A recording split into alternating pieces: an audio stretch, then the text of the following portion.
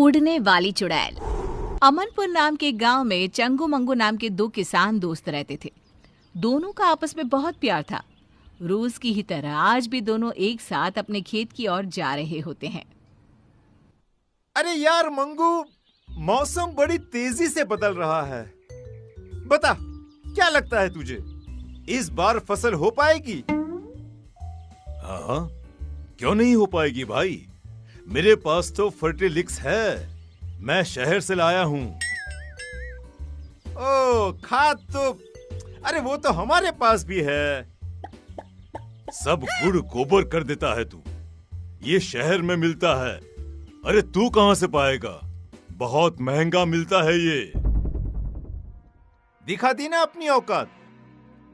मंगू, आखिर हमारे बीच पैसा आ ही गया। अरे नहीं चाहिए मुझे तेरे जैसा दोस्त जो हमेशा मुझे नीचा दिखाना चाहता है। अरे चंगू, पर मैंने कब तुझे नीचा दिखाया? अरे मैं तो सच्चाई कह रहा हूँ। गांव के बीचों बीच दोनों बुरी तरह लड़ पड़ते हैं। कुछ ही देर में बोला चाली हाथापाई में बदल जाती है। गांव के कुछ लोग आकर उन्हें छुड़वाते हैं और अपने अपने काम पर जाने को कहते हैं।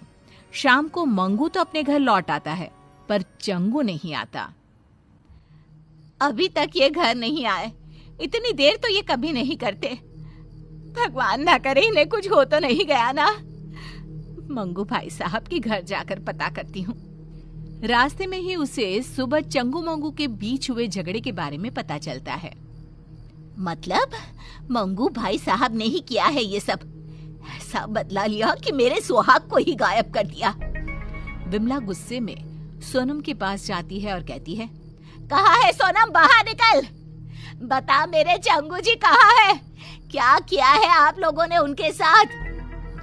तभी उन सबके सामने अपने हाथ में चंगू को उठाए एक चुड़ैल हवा में उड़ती हुई आती है। मरोगे, सब मरोगे। छोड़ूंगी नहीं मैं किसी को, कोई नहीं बचेगा। कौन कौन हो तुम? छोड़ दो मेरे पति को। मैं हूँ उड़ने वाली चुड़ैल। सबकी आंखों के सामने वो चुड़ैल चंगू को उड़ाकर ले जाती है। बचाओ, बचाओ! अरे अरे कोई बचाओ मुझे! उसी रात से गांव में उड़ने वाली चुड़ैल का साया मंडराने लगता है। अगली सुबह केसारी लोटा लिए खेत की तरफ जा रहा होता है। तभी चुड़ैल उड़ती हुई आती है और उसे हवा में उड़ाकर ले जाती है। अरे चुड़ैलिया, मुझे छोड़ दे मुझे चुड़ैलिया। अरे चाहिए तो मेरा ये लोटा ले ले। तेरे लोटे का मैं क्या करूंगी? मुझे जो तेरी चर्बी चाहिए, चर्बी। चुड़ैल चंगू की तरह ही केसारी को गांव के बीचों बीच हवा में घुमाती हुई गायब हो जाती है। धीरे धीरे चुड़ैल का प्रकोप गांव में बढ़ता ही जाता है। आए दिन कोई ना कोई गांव से गायब हो जाता। धीरे धीरे कर लोग घर से निकलना भी बंद करने लगते हैं। फिर एक दिन, ऐसा कब तक चलेगा? अरे कब तक हम लोग घर पे बैठे रहेंगे? अब तो कोई अपने घरों के छत पर भी नहीं जाता। इस चुड़ैल से छुटकारा पाने का कोई ना कोई रास्ता तो निकालना ही पड़ेगा। हाँ जी, बिल्कुल सही कह रहे हैं आप। अरे पर हम लोग करेंगे क्या? पीछा करेंगे उस चुड़ैल का। पता तो करना ही होगा कि वो चुड़ैल गांव वालों को कहाँ ले जाती है। पर वो तो अचानक ही कहीं गायब हो जाती है। कहाँ से हम पता लगा पाएंगे कि वो कहाँ जाती है? गेहूं की एक पोटली तो लाना सोनम। ये पोटली ही आज सभी गांव वालों का ठिकाना बताएगी। शाम को मंगू जानबूझकर हाथ में एक गेहूं की पोटली लेकर गांव के चौराहे से गुजरता है।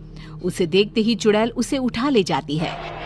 फंस ही गया, चुड़ैल के जाल में फंस गया। फंसी तो तू है चुड़ैल, मंगू के जाल में। हमेशा की तरह चुड़ैल गांव के बीचों बीच उड़कर मंगू को लेकर गायब हो जाती है।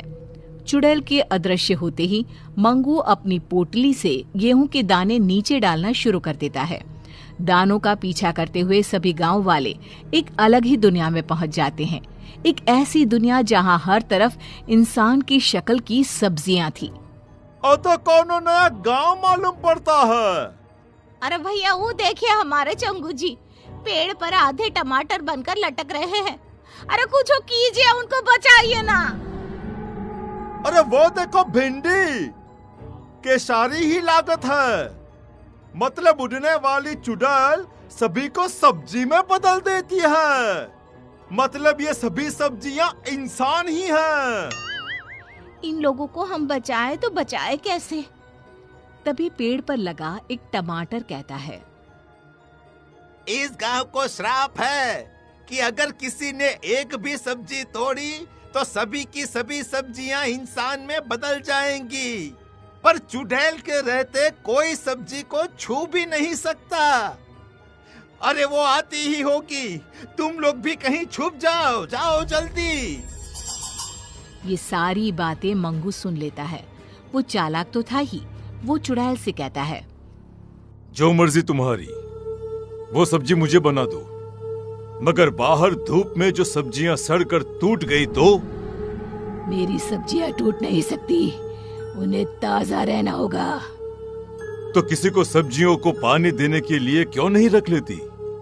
हाँ, ये सही रहेगा, पर ये काम करेगा कौन? हाँ, वैसे तो मुझे मटर बनना था, पर ये काम भी चलेगा। जाओ चुड़ैल, तुम आराम करो, तब तक मैं सब्जियों को पानी दे आता हूँ। मंगू बाहर जाता है और सब्जियों को पानी देने के बहाने एक सब्जी तोड़ लेता है। जैसे ही वो सब्जी तोड़ता है, जादुई नगरी खत्म हो जाती है। सभी सब्जियां इंसानों में बदल जाती है। तभी वहां भागती हुई एक खूबसूरत लड़की आती है। मैं एक श्रापित राजकुमारी थी। जब तक कोई छुपकर सब्जी नहीं तोड़ता, मैं आजाद नहीं हो सकती थी। तो मुझे बताओ, तुमने कभी किसी को सब्जी तोड़ने क्यों नहीं दी? ये श्राप था ही ऐसा। मुझे सभी को सब्जी तोड़ने से रोकना था। बाकी मुझे कुछ भी याद नहीं था। श्राप ने मेरी बुद्धि ले ली थी। पर आज जब मंगू ने हिम्मत दिखाई और सब्जी तोड़ी, तो सभी के साथ मैं भी मुक्त हो गई। मंगू की समझदारी सभी को बचा लेती है। सभी लोग वापस गांव आ जाते हैं। चंगू मंगू फिर से अच्छे दोस्त बन जाते हैं।